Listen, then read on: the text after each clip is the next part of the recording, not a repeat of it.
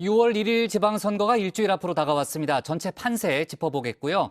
조금 전에 얘기했던 대로 오늘 새벽 북한이 3발의 탄도미사일을 발사했습니다. 7차 핵실험도 임박했다는 대통령실의 발표도 있었는데요. 윤석열 대통령은 NSC 회의를 주재하고 북한을 강력 규탄하는 성명도 정부로부터 나왔습니다. 관련 소식을 신혜원 체커가 정리해봤습니다. 네, 가정회의 시작을 알리는 뉴스픽5. 오늘도 힘차게 시작해보겠습니다. 자, 오늘 준비한 소식은요. 초접전 D-7 그리고 핫 동훈, 강력 규탄과 대통령의 침실, 초등학교 총기 난사로 꼽았습니다. 자, 6일 지방선거가 D-7일 일주일 앞으로 다가왔습니다. 새 정부의 안정이냐 견제냐, 일각에서는 대선의 연장전이란 말이 나올 정도로 판이 커진 선거입니다. 거물급 후보들이 출동한 핵심 지역에서 예상 밖 초접전 판세가 이어지고 있습니다. 정권 출범 직후에 치러지는 선거라 선거 구도가 우리 당에 유리하지 않습니다. 결코 실망하거나 포기하지 않겠습니다. 각종 여론조사에서 긍정적인 수치가 나오고 있습니다. 그러나 선거 결과에 대한 낙관은 절대 금물입니다. 자, 다정회도 본격적인 선거 특집으로 가야겠죠. 자, 오늘은 먼저 뉴스픽에서 이 지선 전체 판세를 한번 살펴보고요.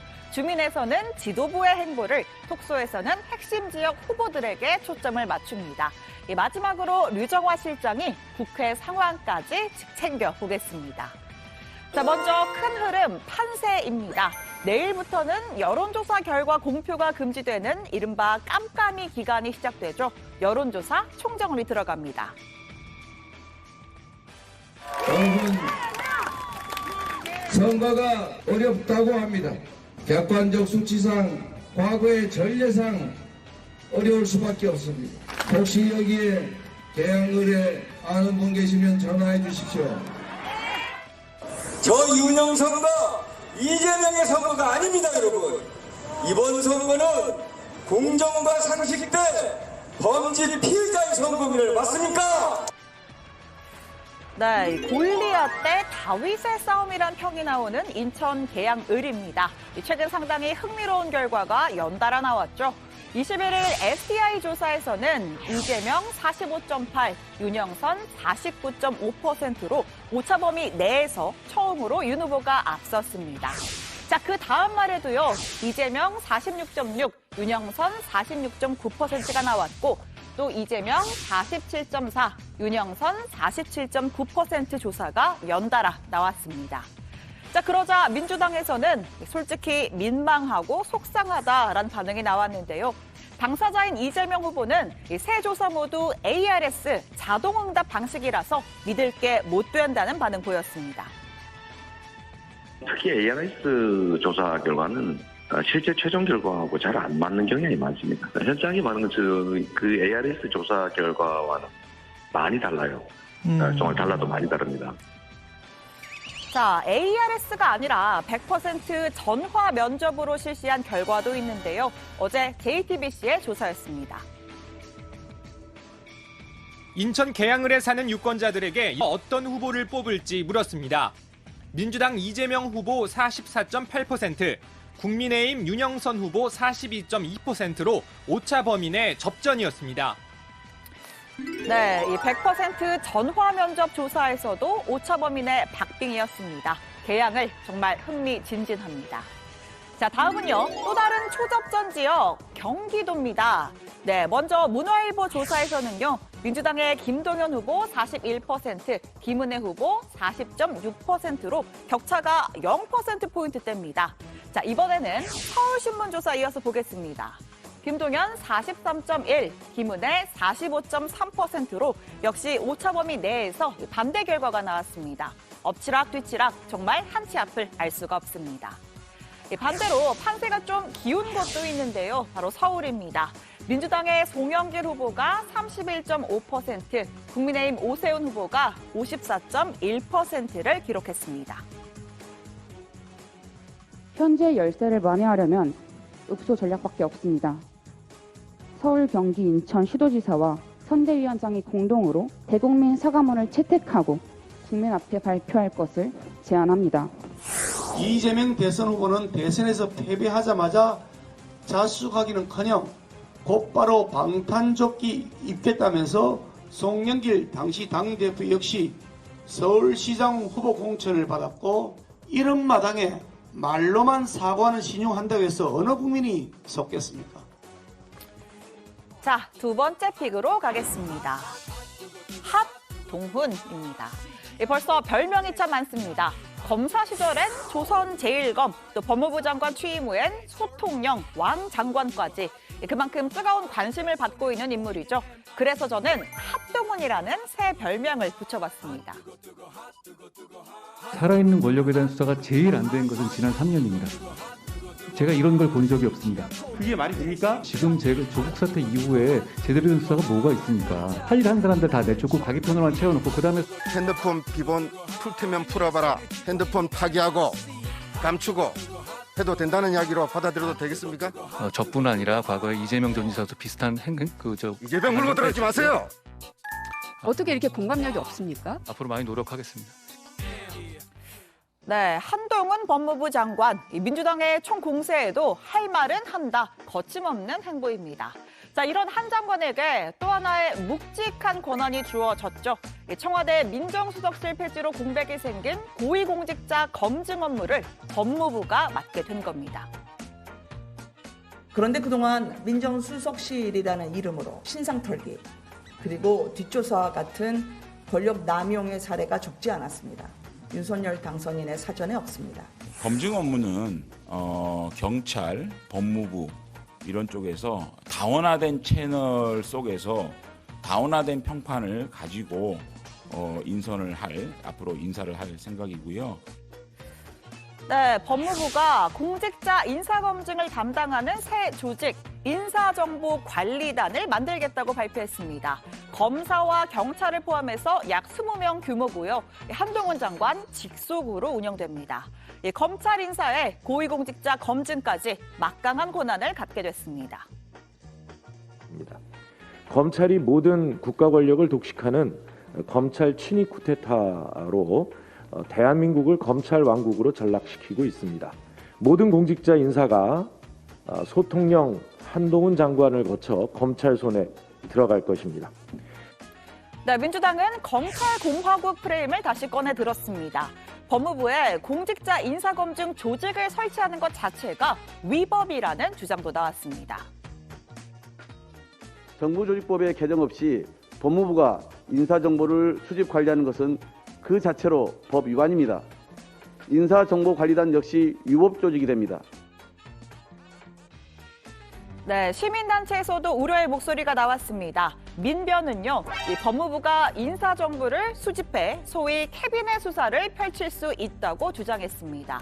이 청문회에서 한동훈이 민주당을 발라버렸다라고 손을 들어줬던 진중권 전 교수도 이번에는 문제가 좀 있다고 지적합니다. 법무부 장관이 한동훈만 아니면은 뭐 나름대로 뭐 개혁적이다라고 볼 수도 있을 부분이 없지는 않은데 지적하신 것처럼 이게 너무 집중되거든요. 특히 이제 인사에 관한 이런 것들을 갖고 있다는 것은 막강한 무기지 않습니까? 반면 국민의힘에선 법무부의 인사검증은 비정상의 정상화일 뿐이다라는 평가가 나왔는데요. 그동안 민정수석실의 권한 남용이 심각하지 않았냐는 주장입니다. 민정수석실이 지나치게 과다하게 권력을 하다 보니까 지난 문 정부에서 문제가 많이 발생했지 않습니까? 네. 그것을 이제 정부 부처로 되돌려줘가지고 우리나라 헌법의 정신을 제대로 살리는 어떤 그런 방향성이 아닐까. 자, 한동훈 개인이 아니라 법무부라는 조직에 초점을 맞춰야 한다는 주장도 있는데요. 한동훈 장관이 천년만년 장관을 할 건 아니지 않냐는 겁니다. 조직은 반드시 있어야 되고, 그래서 청와대에 있는 것보다 내각에 있는 것이 직업 공무원들이 하기 때문에 한동훈이 법무부 장관 영원히 하는 것도 아니고. 다만 우려를 겸허히 받아들여야 한다는 목소리도 있는데요. 다름 아닌 윤핵관 장제원 의원이었습니다. 이 권한이동은 인수위 때 이미 결정된 사안이라면서도 한 장관은 대통령의 측근 인사이기 때문에 야당과 언론의 우려를 겸허하게 받아들여야 한다. 더더욱 몸을 낮춰야 한다고 말했습니다. 자, 세 번째 픽입니다. 강력 규탄인데요. 자, 오늘 아침 북한이 평양 순안 일대에서 탄도미사일 3발을 발사했습니다. 바이든 대통령이 한일 순방을 마치고 돌아간 바로 다음 날 무력 도발 감행한 겁니다. 윤석열 정부 출범 이후 두 번째 무력 시위입니다. 자, 오전 7시 30분 윤석열 대통령은 곧바로 용산 지하 벙커로 이동해 취임 후 첫 번째 국가안보회의 NSC를 소집했습니다. 이 상시 대비 태세를 유지하고 한미 공조를 바탕으로 국제사회의 대북 제재를 철저히 이행하라고 지시했습니다. 이 회의 후에는 북한의 도발을 강력 규탄하는 정부의 성명도 발표됐습니다. 유엔 안보리 결의를 정면으로 위반한 불법 행위이자 한반도와 국제사회의 평화를 위협하는 중대한 도발이다. 정부는 이를 강력히 규탄한다. 북한의 국제적 고립을 자초할 뿐이다. 자, NSC 회의 후에 공식 성명을 낸 건 상당히 이례적입니다. 대통령실의 핵심 관계자는 윤 대통령의 판단이었다라고 설명했는데 그만큼 현 상황을 엄중하게 본 것으로 풀이됩니다. 이 대통령실은 또 북한의 7차 핵실험 동향에 대한 별도의 브리핑도 열었습니다. 김태효 국가안보실 제1차장은 최근 북한이 핵 기폭 장치를 시험하는 것도 탐지됐고 마지막 준비 단계가 임박했다고 분석했습니다. 자, 네 번째 픽은 대통령실의 침실인데요. 자, 대통령의 침실인데요. 자, 윤석열 정부 출범과 함께 청와대가 국민들의 품으로 돌아왔습니다. 현재 청와대 관람 누적 신청자 수가 543만 명을 돌파할 정도로 인기가 높은데요. 내일부터는 전직 대통령이 머물던 본관과 집무실 그리고 관저 내부도 새롭게 공개됩니다. 자, 지금 보시는 거는 이 대통령실이 미리 공개한 사진들입니다. 자, 먼저 집무를 보던 본관, 웅장한 중앙계단이 좀 인상적이고요. 자, 이어서 대통령과 가족들이 생활하던 관저입니다. 80평 규모의 침실과 하얀 가구로 채워진 메이크업실, 드레스룸이 눈에 띕니다. 대통령이 어떻게 생활했는지 국민들이 공감할 수 있을 것으로 기대한다. 앞으로 준비를 마치는 대로 추가 공개도 이어가겠다는 설명이 있었습니다. 자, 오늘의 마지막 픽입니다. 초등학교 총기 난사인데요. 미국에서 또다시 무차별 총기 난사 사건이 발생했습니다. 텍사스의 한 초등학교에서 벌어진 참극입니다. 지금까지 어린이 19명, 성인 2명 등 최소 21명이 숨졌는데 어린이 대부분은 7살에서 10살 사이로 추정됩니다.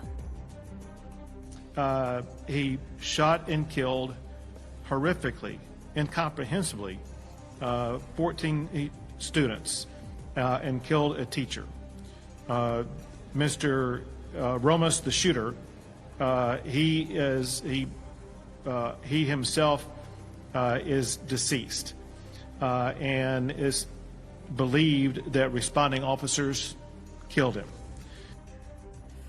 사망한 용의자는 같은 동네에 사는 18살 고등학생입니다. 권총과 반자동 소총으로 무장한 채 초등학교 교실을 돌며 무차별 총격을 가했습니다. FBI 통계에 따르면 미국 내 총기 난사 사건은 최근 1년 새 1.5배가 늘었습니다. 바이든 대통령은 총기 규제의 필요성을 시사했습니다. The idea that an 18-year-old kid can walk into a gun store and buy 2 assault weapons is just wrong. Why are we willing to live with this carnage?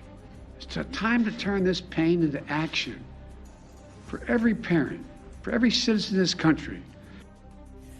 네, 수요일의 뉴스픽은 여기까지입니다. 들어가서 원픽 꼽죠. 뉴스픽 5였습니다.